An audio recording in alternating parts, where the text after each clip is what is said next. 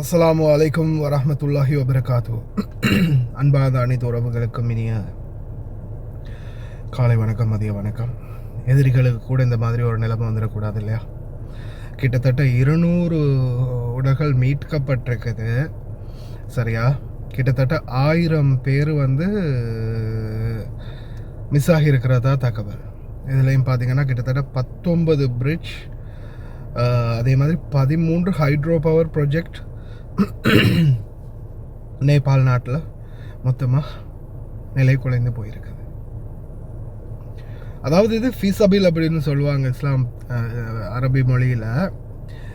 திடீரென நடந்த ஒரு விபத்து, அன்எக்ஸ்பெக்டட், அதாவது யாருமே எதிர்பார்க்காத ஒரு சம்பவம் தான் இது நடந்தது. அதாவது சில இடங்களில் சில வீடியோ காட்சிகள் இதில் போட முடியாது. இந்த மரங்கள் நிற்குது இல்லையா, நிற்கக்கூடிய மரங்களில் பார்த்திங்கன்னா சில உடல்கள் அப்படியோ வளைந்து போய் அப்படி அந்த தண்ணி அடிச்சுக்கிட்டே போயிருக்கும் இல்லையா, அந்த வேகத்துக்கு அப்படியோ வளைஞ்சு போய் அந்த இப்படி இருக்கக்கூடிய மரத்தில் இப்படி பிடிச்சி இப்படி வளைஞ்ச மாதிரி அப்படியே நிற்குது உடல். அதில் இந்த ஃபோட்டோ காட்சி ஒன்று போட்டிருக்கிறாங்க. இந்த சைட்டில் இருக்குது, இந்த காட்சியை பாருங்கள். அப்படியோ இந்த வீடுகள் அப்படியோ லைனில், இது அந்த நதிக்கரையோடை, சீனாவில் இருந்து வரக்கூடிய அந்த நதிக்கரை, இந்த சைட்ல எல்லாம் இருக்கிறது பார்த்திங்கன்னா குடியிருப்புகள், வீடுகள். அப்படியோ அந்த காட்சியை இப்போது கரண்ட் சிச்சுவேஷன் அப்படியோ ஃபோட்டோ எடுத்து காட்டியிருக்கிறாங்க. பாருங்கள், அது இருந்த இடம், இப்படி இருந்த ஒரு இடம் எப்படி மாறி இருக்குதுன்னு பாருங்கள் ஒரு செகண்டில்.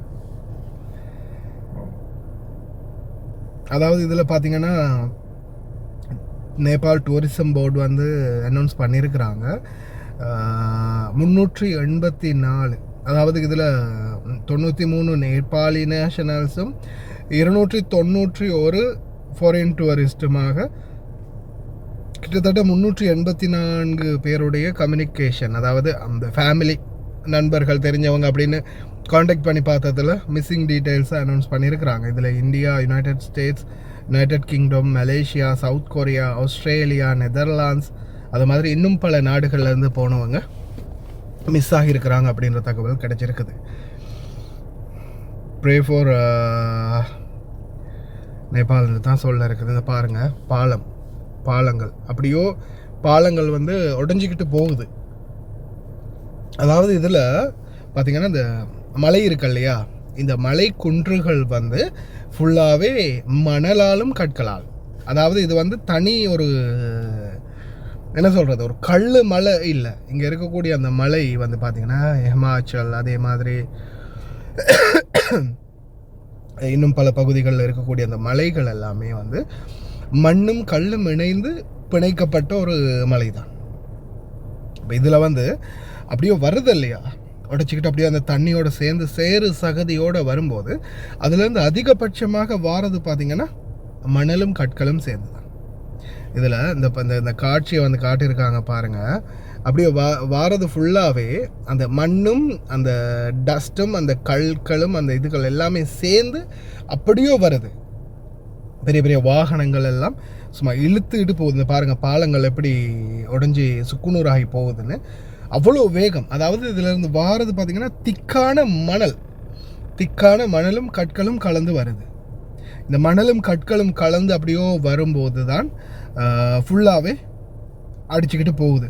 அதாவது இது போகும்போதே இதில் பார்த்திங்கன்னா சில இடங்களில் இந்த பாருங்கள் மண் சரிவு, அதாவது மண்ணும் சேர்ந்து அப்படியோ சரிஞ்சு அந்த மண்ணோடு சேர்ந்து வருது. இப்போ நிறைய பேரை காப்பாற்ற முடியாது, அதாவது தேடி கூட கண்டுபிடிக்க முடியாத நிலைமைக்கு ஆளாகி இருக்கிறதுக்கான முக்கியமான காரணம் என்னன்னு பார்த்தீங்கன்னா, இந்த மணல்களுக்குள்ளே நிறைய பேர் புதைஞ்சிருப்பாங்க.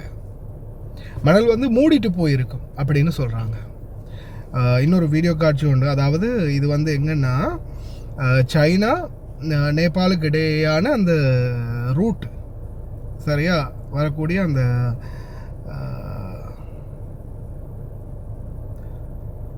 ஆஃபீஸ் இருக்கு இல்லையா, அந்த கட்டடம், ரெண்டு எல்லை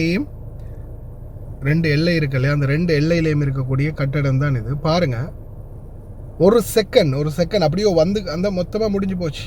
அந்த இது இப்படி கையை இப்படி காட்டி எடுக்கிற அந்த கேப்பில் முடிஞ்சு போச்சு. மொத்தமாக வந்து அடித்து நகர்த்திக்கிட்டே போயிடுச்சு.